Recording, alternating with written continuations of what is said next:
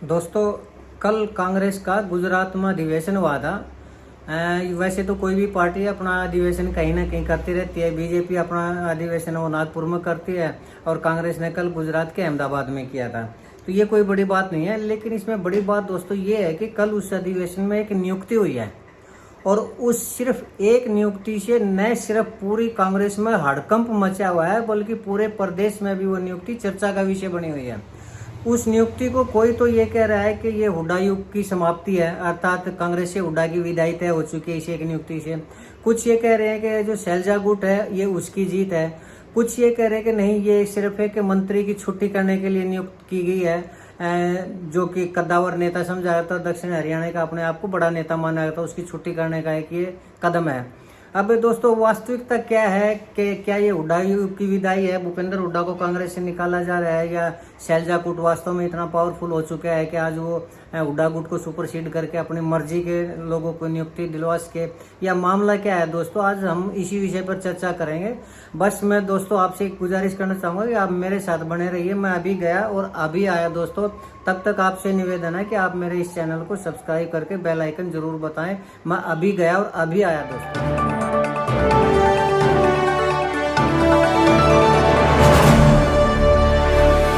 दोस्तों नमस्कार।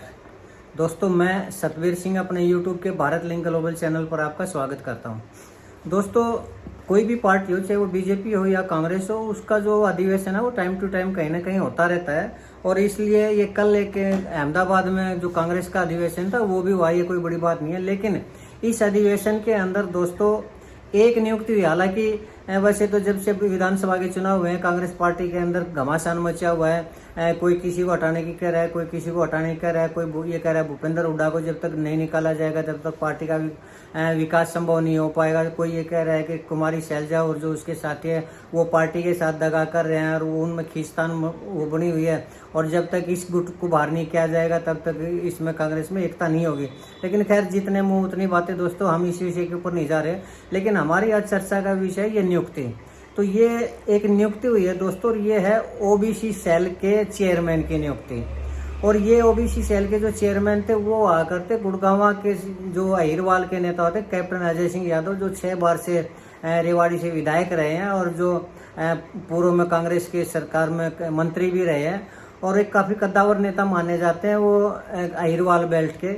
हालांकि पिछले चुनाव में जो 2019 का चुनाव था उसमें भी वो राव इंद्रजीत से हार गए थे, लगभग 3,86,000 वोटों से हार गए थे, और उनके सामने उसकी कैप्टन अजय यादव की नहीं चल पाती। क्योंकि राव इंद्रजीत वो बड़ा नेता है उससे, कैप्टन अजय यादव से। खैर, लेकिन ये हमारी ये चर्चा का विषय ये नहीं है। तो दोस्तों, कैप्टन अजय यादव थे ना, वो कांग्रेस के ओबीसी सेल के चेयरमैन हुआ करते। लेकिन जब से विधानसभा के चुनाव हुए हैं और जब से एक दूसरे के गुटबाजी बनी हुई है, सभी एक दूसरे को बाहर निकालने पर लगे हुए हैं, तो ऐसे में कल जो अधिवेशन था अहमदाबाद में, उसमें बिहार के एक निवासी हुआ करते, अब भी हैं सॉरी, तो वो अनिल जैन, डॉक्टर अनिल जैन है, वो कांग्रेस के बहुत पुराने कार्यकर्ता है। तो उनको हरियाणा का ओबीसी सेल का अध्यक्ष नियुक्त यानी चेयरमैन नियुक्त कर दिया। इस नियुक्ति से जहां पर कांग्रेसी के जो ये नेता हैं कैप्टन अजय यादव, वो काफी नाराज हुए हैं और उनका कहना है कि ये मेरा अपमान हुआ है और मेरे को बताया तक नहीं, एक मैसेज तक नहीं दिया गया, और मैंने 14 राज्यों के अंदर कांग्रेस की ओबीसी को मजबूत किया है, कांग्रेस के लिए मैंने इतना कुछ किया है, और आज एक बार में एक झटके में मुझे कांग्रेस से बाहर कर दिया गया, मतलब इसे चेयरमैन के पद से बाहर कर दिया गया, और ये मेरा अपमान है और ये अपमान नहीं सहा जाएगा और मैं उसके बारे में आंदोलन करूंगा। तो ये कैप्टन अजय यादव का कहना है।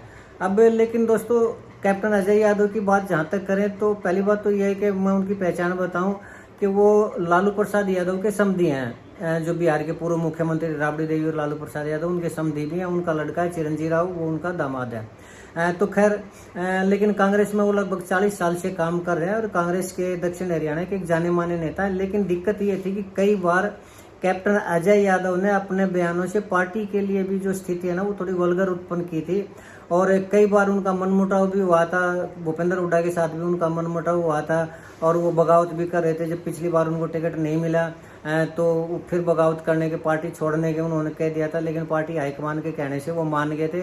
और कई बार उन्होंने जो पार्टी के लिए सिचुएशन क्रिएट की थी, थोड़ी वल्गर सिचुएशन, तो वो पार्टी हाईकमान के कहने से ही उस चीज़ के ऊपर अपनी चुप्पी साध गए थे। लेकिन अब जो है दोस्तों, उनका एक आरोप ये भी है कि मुझे जो हटाने वाला वो एक गुट है। एक गुट का मतलब ये है कि कुमारी शैलजा गुट, रणदीप सुरजेवाला और कुमारी शैलजा गुट है। उनके साथ भी उनका 36 का आंकड़ा, और उन्होंने उसको हटा के ना, जो उनके पक्ष का है, कुमारी शैलजा के पक्ष का है, डॉक्टर अनिल जैन जो बिहार से हैं, उनको ओबीसी सेल का अध्यक्ष बना दिया है। तो मामला है ये दोस्तों। तो अब लोकसभा चुनाव में भी पिछली बार जो अनिल जैन है, उनका भूपेंद्र हुड्डा गुट के साथ मनमुटाव हुआ था और काफ़ी उनके साथ मतलब गर्मा गर्मी भी हुई थी। तो इसलिए उनको एंटी हुड्डा ग्रुप भी माना जा सकता है और इसलिए उनकी नियुक्ति को इस रूप में भी देखा जा सकता है कि वो शैलजा गुट के करीब थे। और उनकी नियुक्ति का मतलब ये है कि अब पार्टी हाईकमान है वो कड़े कदम उठाने जा रही है।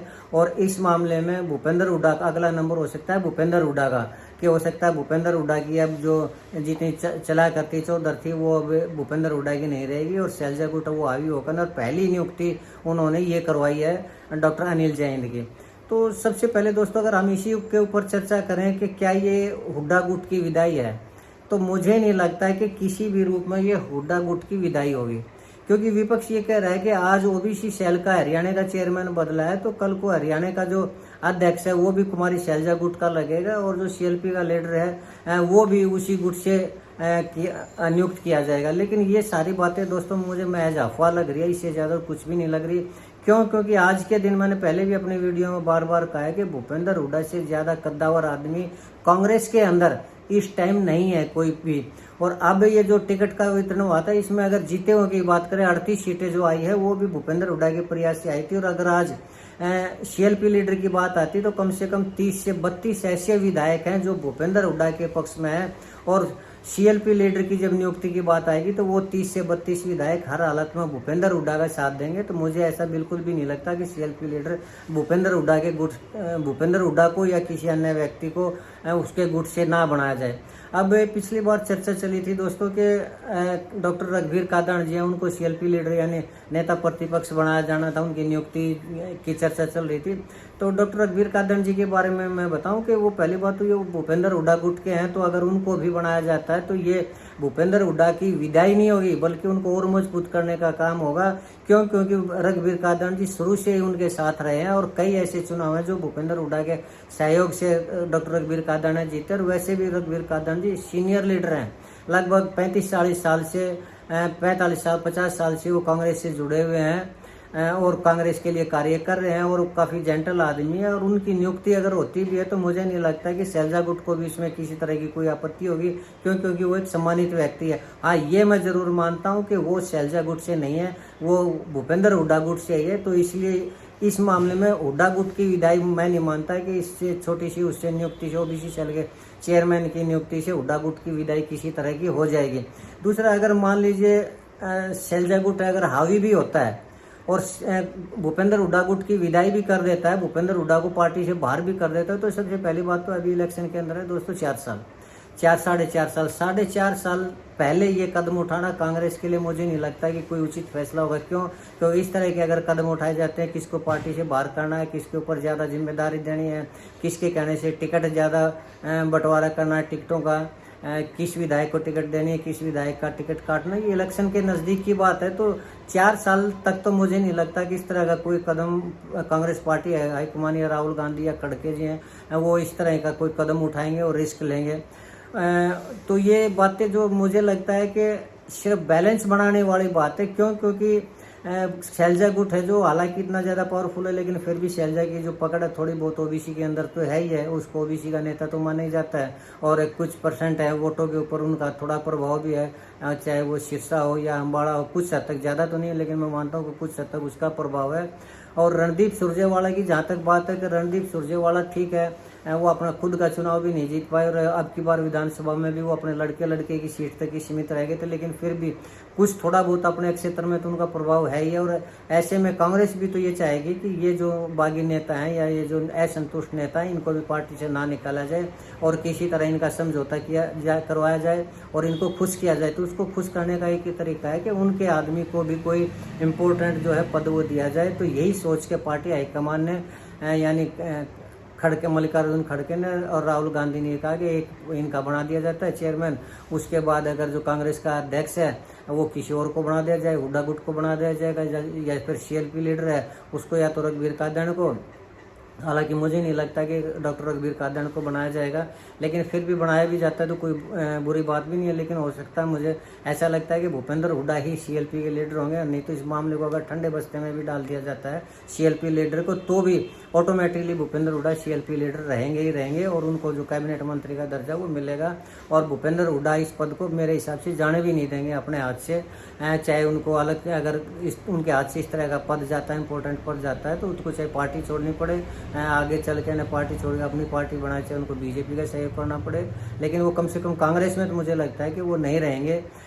और इसलिए कांग्रेस पार्टी हाईकमान है ये इस तरह का कोई रिस्क भी नहीं लेना चाहेगी कि वक्त से पहले 4 साल पहले इस तरह का कोई खतरा लिया जाए या किस तरह भूपेंद्र हुड्डा को नाराज किया जाए। तो मुझे ये लगता है कि ये सिर्फ बैलेंस बनाने वाली बात है। और जहाँ तक कैप्टन अजय यादव की बात है तो कैप्टन अजय यादव ने कई बार पार्टी के लिए ऐसी स्थिति उत्पन्न की है, उसने पार्टी हाईकमान के बारे में या भूपेंद्र हुड्डा के बारे में या कांग्रेस प्रदेश कांग्रेस के बारे में भी कई बार अपने बयानों से स्थिति थोड़ी कड़वाहट पैदा की है।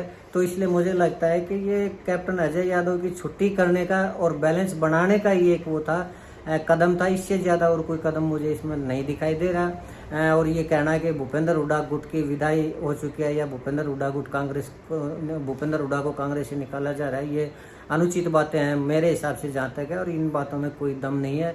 तो आज के लिए मैं इतना ही कहना चाहूँगा कि इस स्थिति यही स्पष्ट करना चाहूँगा जहाँ तक मेरी समझ है, हो सकता है मैं गलत हूँ, कि महज इतना ही कदम है ये और इससे ज़्यादा नहीं है, कि ये सभी गुटों को खुश करने का एक तरीका है। और न तो भूपेंद्र हुड्डा की कोई विदाई होने जा रही है, न शैलजा गुट इसमें किसी तरह का कोई हावी होने लग रहा है या न और कोई बात है। तो ये इतना ही था दोस्तों। मुझे उम्मीद है कि आपको मेरी ये बात पसंद आई होगी। अगर आपको हो सकता है आप अपने कमेंट जरूर दें, हो सकता है मैं गलत हूँ इसमें, और अगर मैं गलत हूँ तो भी कमेंट दें, और अगर ठीक हूँ तो आप मेरे इस वीडियो को शेयर करें, लाइक करें दोस्तों, कमेंट जरूर करें। और आपसे एक बार फिर रिक्वेस्ट करना चाहूँगा कि आप मेरे इस चैनल को सब्सक्राइब जरूर करें, ताकि मैं ज़्यादा से ज़्यादा इस तरह की योजना आप तक लाता हूँ। बस आज के लिए इतना ही कहना था। आपने मेरा ये वीडियो देखा उसके लिए मैं आपको बहुत बहुत धन्यवाद अदा करना चाहूँगा।